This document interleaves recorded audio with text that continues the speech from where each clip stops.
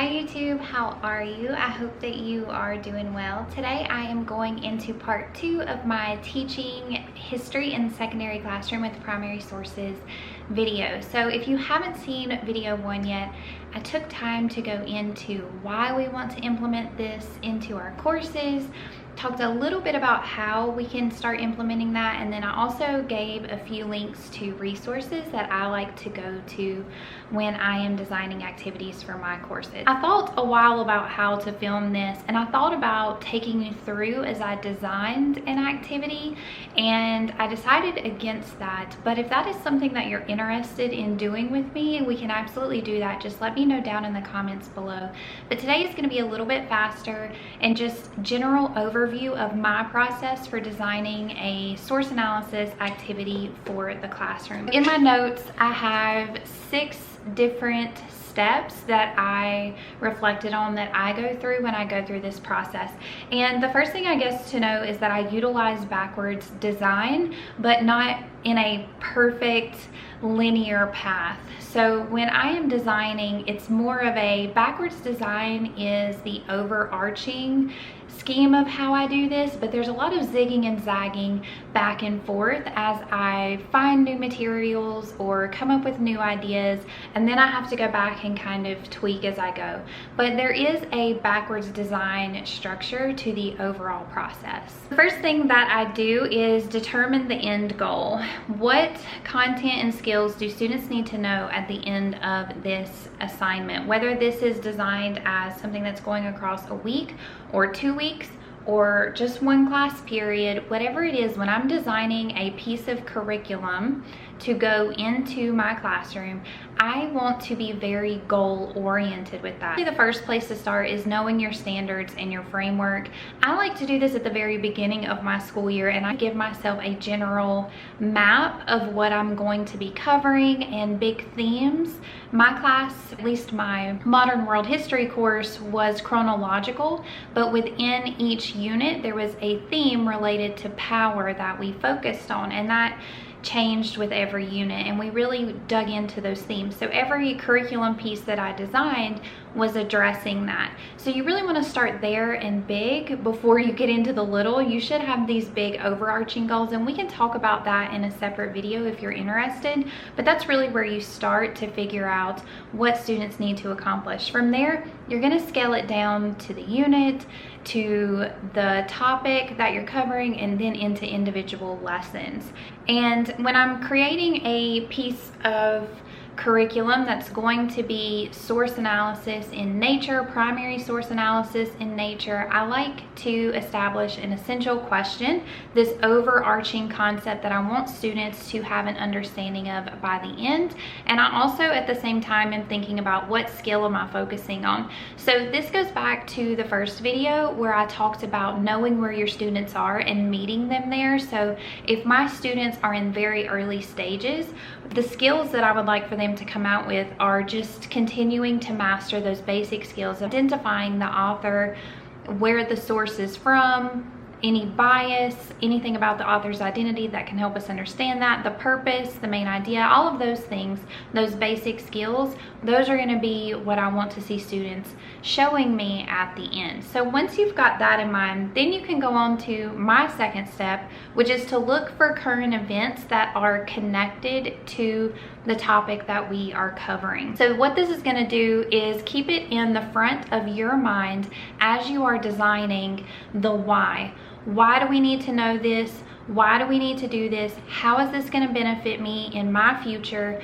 When you find these current events and you make these strong connections over time and perhaps place, you allow students to, from the very beginning, understand the purpose.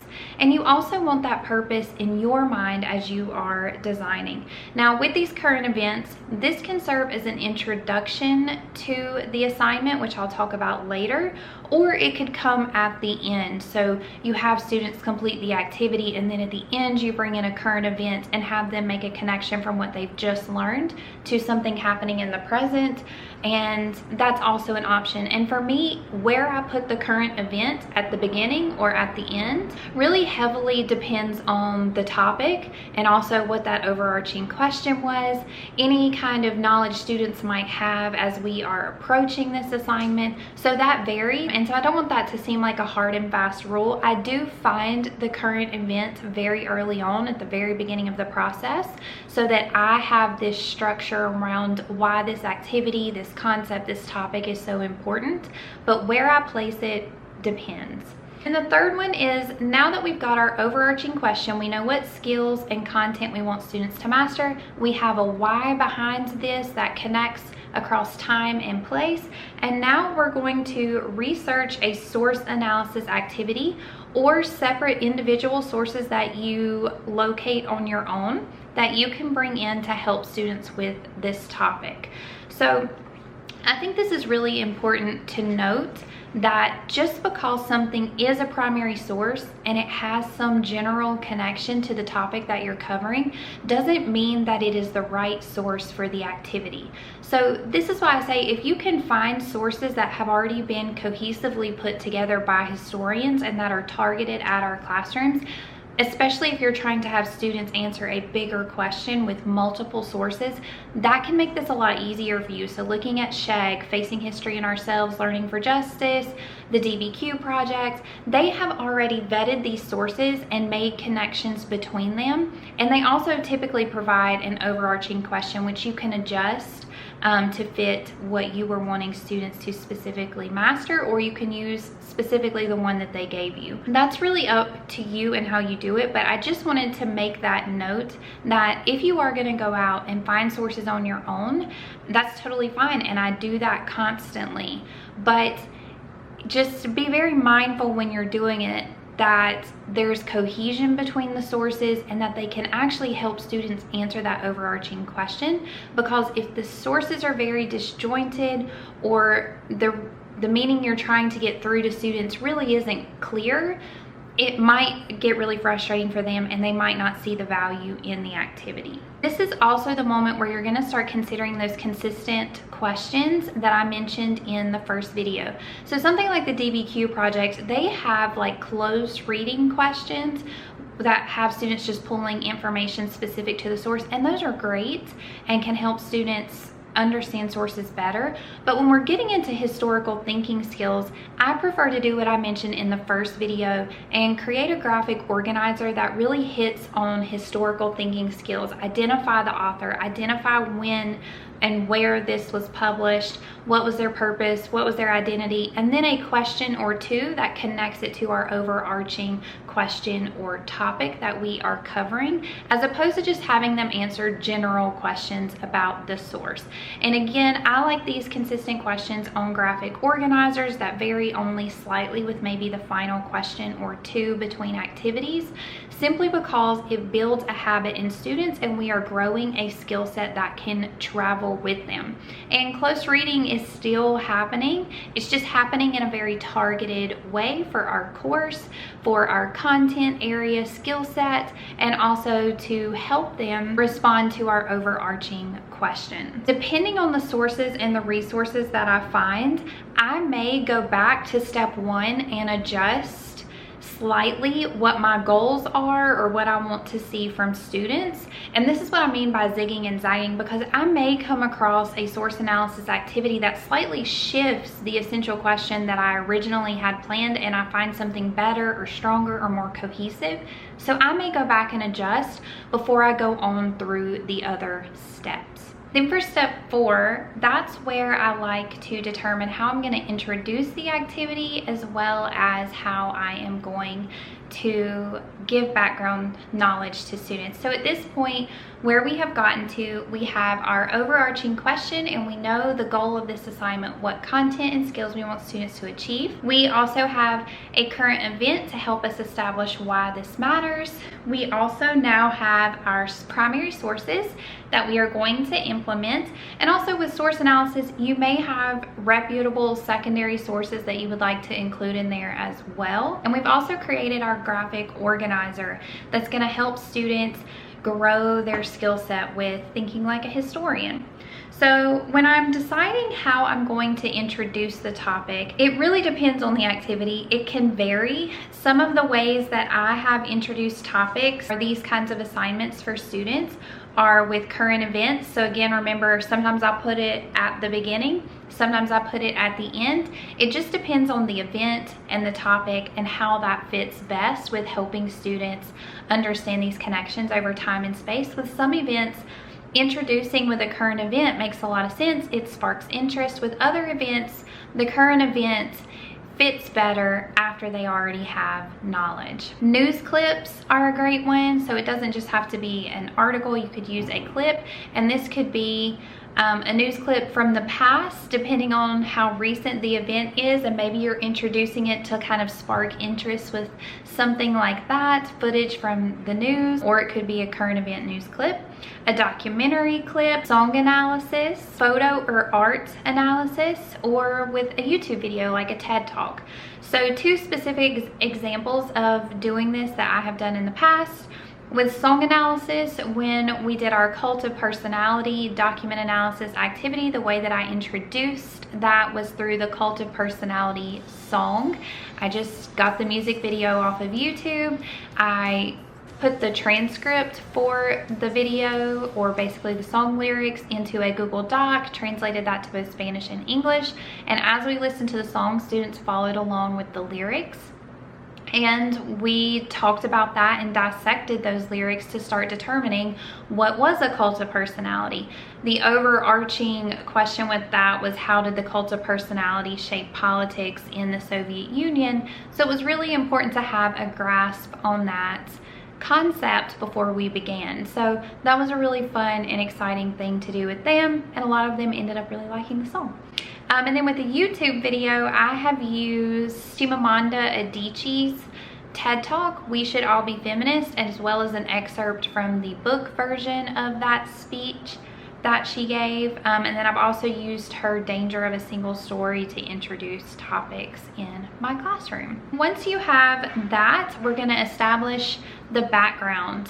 So what are students going to do in order to get the background information that they need to understand the bigger event happening within the specific case presented by the sources? So you could do this with a short reading, either from the textbook, or if you're using something like the DBQ project, they give you a background essay that you can use. A mini lecture, like really short, 10 to 15 minutes, maybe with some notes, or maybe you just give them notes that are fill in the blank or already done, and it's just to get them thinking and processing the bigger event. Stations and notes, so you could have information set up in different ways at stations, and students visit each one to get background notes on their own. A YouTube video, like a crash course to help establish some background knowledge. A podcast, or you could find a video and use it in something like Edpuzzle, where students are answering questions and going through as they gain that background knowledge. My advice with the way you choose to introduce the topic and the background information is to try to make it multimedia if possible, interactive, engaging, because this is the part where we want students to commit to the activity or start getting into it. This isn't the part that's going to really challenge them. So we don't want this to feel overly burdensome or sluggish. We want to get them in it and feeling like, oh, I can do this, I can understand this. Start them off with some confidence before we ask them to then really push themselves into those more challenging activities. We don't want to bog them down from the very beginning if possible. After I have established that, so now pretty much the whole activity is together. I can talk about this in another video, but I like to house all of this in Google Slides. I've been using interactive Google Slides that I assign to students individually as lessons since my first year as a teacher, and I just continued to perfect that. And it's, you know, it's always an ever-evolving process, but I like to house everything in there. Student responses go in there unless they're doing some kind of different project like responding on Flipgrid. I like to house everything in the slides. It's very neat, organized, easy to access. at this point, I have all of that together and it could be pushed out just like that. But I like to go through 2 more steps. So step 5 for me is about accommodations and modifications. Can students access everything that I have designed and provided for them? And I think I talked about this in the first video, but sometimes just because a source analysis activity is from SHAG or the DBQ project and it says it's targeted at K-12 students, doesn't mean that your students are going to be able to access it. Often with the DBQ project, I have to modify those sources to some extent, and that looks different depending on the source. So I thought I would share with you some of the ways that I modify these or provide accommodations to students so that they can access the material more confidently. One thing that I like to do is direct links to dictionary definitions. I'm going to just highlight the word in the Google slide, link it directly to the dictionary definition. If a student chooses not to use that, that's fine. Put it there for everyone. And I guess I should have said that first. I provide universal access to all accommodations and modifications, and students can access those if they choose to. They can access it partially or they can access it not at all. It's there for everyone. And I found that a lot of students benefit from that, and they often grow out of it on their own as they don't need it anymore. Then something else that I like to do is link to translations. So as often as possible, I will translate the sources. I typically throughout my career have had clusters of emerging English speakers by design in my classes. It's a population of students that I absolutely enjoy working with, and so I just go ahead and link translations as often as possible, whether that is the transcript to a video or the sources themselves. That was my next one. I like to include the transcripts for all video or audio resources to the extent possible. So if you go on YouTube, you can open the transcript. I will actually just copy and paste that into a Word document, and often they have the Spanish translation. I will copy and paste that into a separate Word document, and I will just link those right to the slide that the video is on. And I have found that students, especially if they are needing to get specific information or answer questions regarding a video resource or audio resource, they really appreciate having those. A simplified rewrite. So sometimes, depending on the level of your English language learners, they don't need or even want full translations, but they still may need help accessing the primary sources. So what I'll do is after like a few sentences, right underneath that or off to the side, I will give them little notes of the exact same concept but in simplified terms so that they can see it there and help them to navigate until their English skills continue to develop. And then notes on the edges. So I will provide this to all students. If it's something that I want them to work on independently and we can't talk through it together as a whole group, then I will add little comments or notes on the side of documents, and they can read those as they go to help prompt their thinking, to recall something we've done previously, or just to kind of guide them in the general direction of what the author is trying to say in the source. And if you're thinking that that sounds very time consuming, it is very time consuming, but I'm not creating these for every single day. Sometimes these only have one source or a few sources. It really just depends on where we're at in the course and what we're doing, but I am implementing these regularly. And the good thing is once you have one of these, the next school year, all it's about is updating it and improving it based on feedback you got from students the last time you used it. And with each school year, you will have more and more and more of these to pull from, and eventually you'll have a whole set of them. And they don't all have to have 5 sources in them. You can create one of these that has one source early on, maybe one that has 2 sources, and you can go with some video sources and some image sources. So really thinking through your choices can also reduce your workload as well, but still be meaningful and impactful for students. And then my final step, step number 6, I like to revisit number 1 and make a final determination of how students are going to show their knowledge. So am I going to have them show this through a Flipgrid video, a 1-pager, a short answer response, a full-on essay?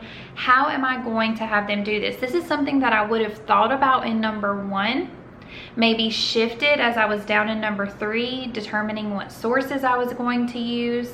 But then when I come back to number 6, I like to think through it again, because sometimes as I'm going through this process, I'll get a new idea, or I'll realize that the idea that I had didn't really work for the sources that I have for students, or where the students are at, or the amount of time that we have. Some options that you can do for the final presentation of what they have learned could be a short Flipgrid video, short answer response, an essay, a 1-pager, a PowerPoint presentation, Prezi. They could record something and it be audio and present it in that way. There are so many options out there, and you can mix it up, and some work better than others depending on the activity and the time that you have in that moment. Sometimes we don't have a lot of time and we need to work on writing skills with students anyway, so a short answer 1-paragraph response is perfect. They can state their idea, their response to the question, show evidence from the sources, and then summarize and wrap it all up, and we're good to go. And that's okay sometimes. And other times you have a little more time, students haven't really got a chance to be super creative, and a 1-pager might be really fun. And on those times when you have a little bit more freedom and the activity is very versatile, you could even do a choice board and allow students to determine how they want to show their knowledge. Those are my 6 steps that I kind of work my way through as I'm developing one of these activities. Like I said in the beginning, if you are interested in creating one of these with me, that might be something that I could look at doing in the future, so let me know down in the comments. I hope this was helpful. It's hard to give really generalizable tips because so many things really are specific to where we are in the year, the topic itself, what is available, but I tried to provide you just kind of a general overview of how I like to design these activities and make sure they are purposeful and meaningful to students. That is all for this video. In the 3rd one, I will be talking a little bit more about actually implementing this, and okay, we've got it designed, we understand why we're doing this, now we're going to put it out there into the classroom, and I'll talk a little bit about that. So thank you so much for watching. I hope you're enjoying this. If you have tips for teachers, as always, leave them down in the comments. If you go through this process differently from me, that's okay. We're all different. That's part of the fun, right? If students went from teacher to teacher to teacher each year and we all did everything exactly the same, that might not be any fun for them. But I hope that this process is useful to you and you can implement it yourself, and I'll talk to you in the next one. Bye, y'all.